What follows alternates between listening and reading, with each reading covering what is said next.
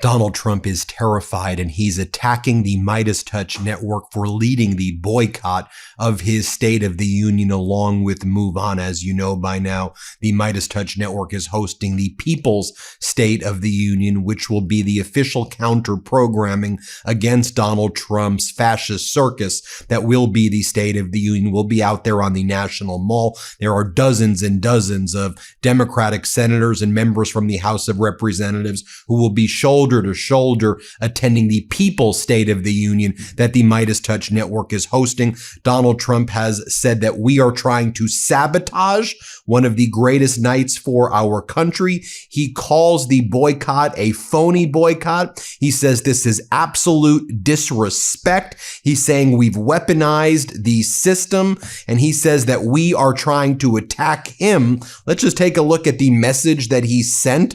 Ironically, I received this email as well, attacking me, but I'm on his email list and I subscribe so you don't have to. Here's what he writes. He says, "Tomorrow's the day. In just 24 hours, I walk into the House chamber for my historic State of the Union, but the woke extremists have already lost their minds. I've never seen people more desperate. They're literally foaming at the mouth," he says. He goes, "They aren't just attacking me. They are showing absolute disrespect for the office of the presidency. And even worse, absolute disrespect for you, the American people. Here's the radical left's playbook for tomorrow night. Phony boycotts because they're afraid of the truth. Staged walkouts to please the fake news media. Total sabotage of the greatest night for our country." Then it says, "Stand with Trump. They've weaponized the system and lied to your faces. Now they want to turn the State of the Union into a circus." No, quiet, piggy. Just think about it. All these empty seats. Quiet, piggy. Donald Trump goes on to say over here, "I will not be stopped. I'm going in there to tell them exactly how we're putting America first. Before I take the stage, I need to know that my supporters will have my back. Will you proudly join thousands of patriots in saying, 'I will always love President Trump no matter what'? MAGA? Ben, I'm talking to you. Say, 'I will always love President Trump.'" How utterly pathetic is that? Then they had state regime media, which calls itself Fox News, attacking us. Here's what they had to say about the official boycott of the State of the Union, the People's State of the Union. Here, play this clip. 12 Democrats plan to ditch the address altogether, and they will head to the National Mall for a counter rally instead. Congressional correspondent Bill Malugin is on Capitol Hill. Bill.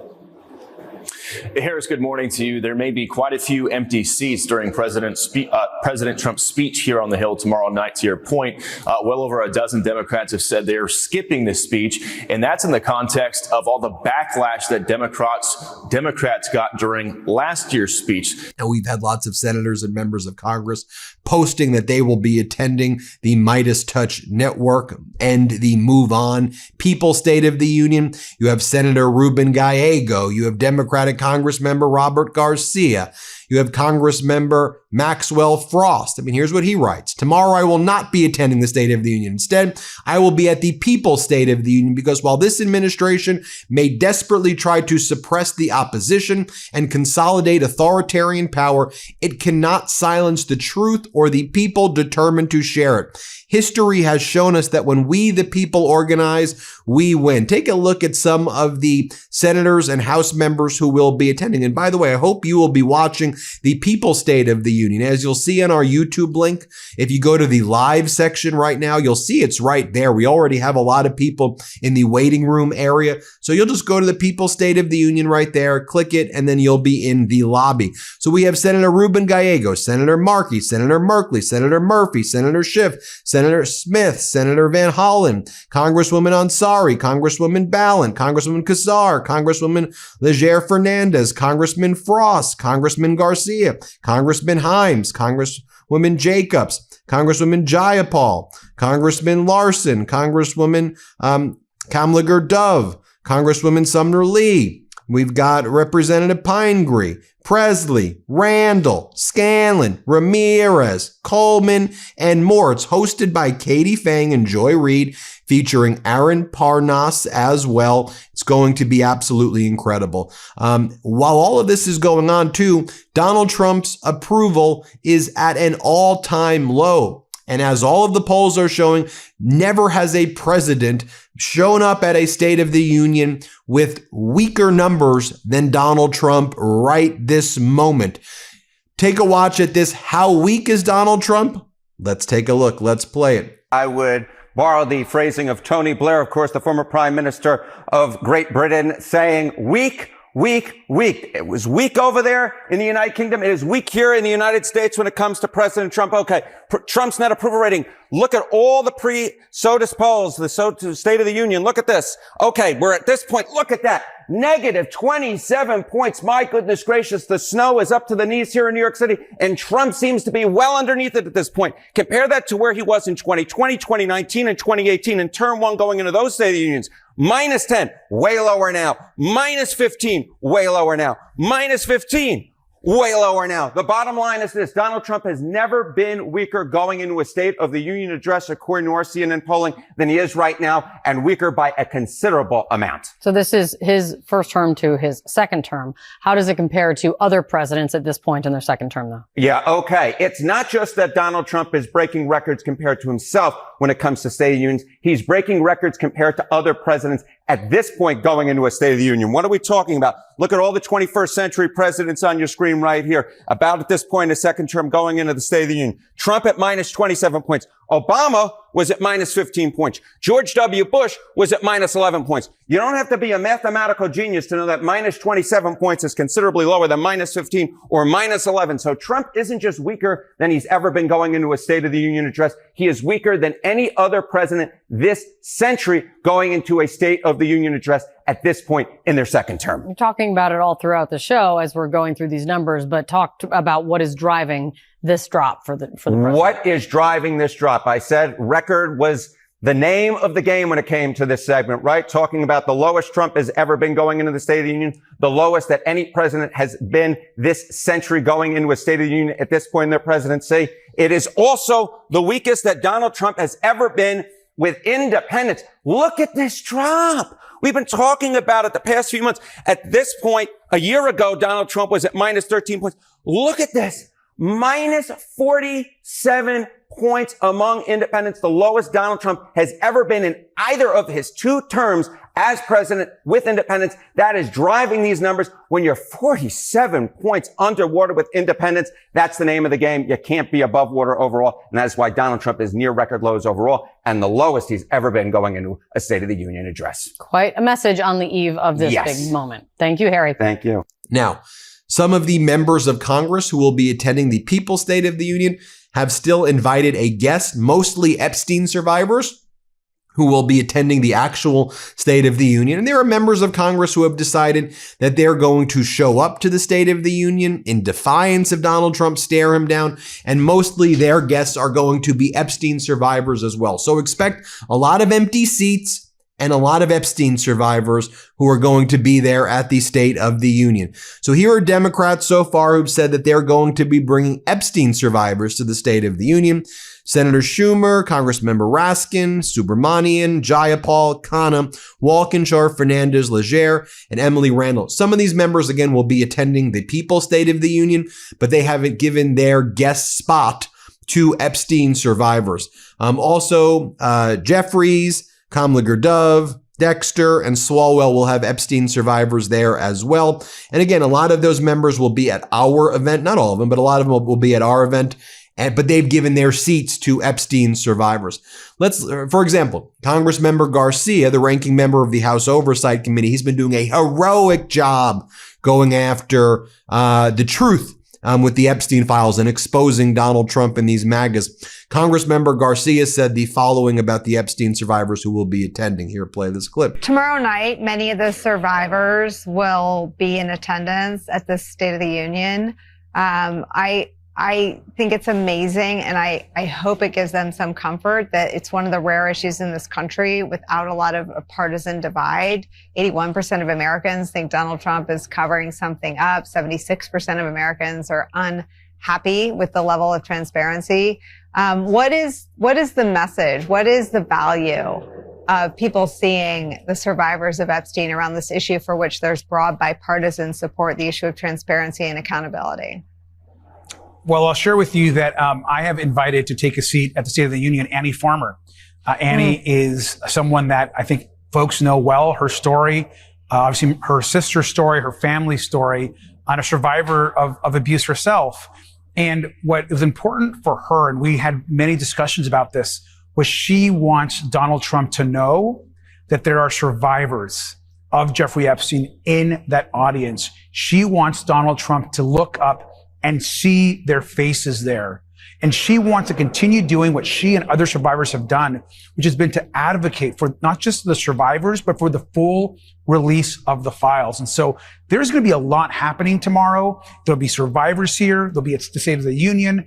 There's going to be the People's State of the Union, which a lot of us are going to be telling stories from the survivors directly. We'll be having events just to amplify the simple fact that they have not released the files. And we should be on this issue and this investigation every single day until they do so.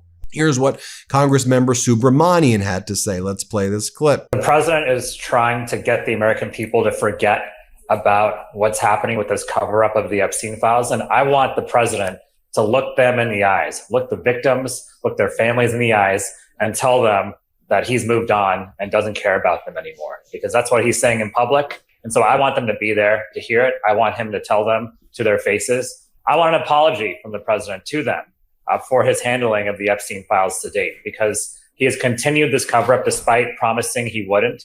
He has been anything but transparent.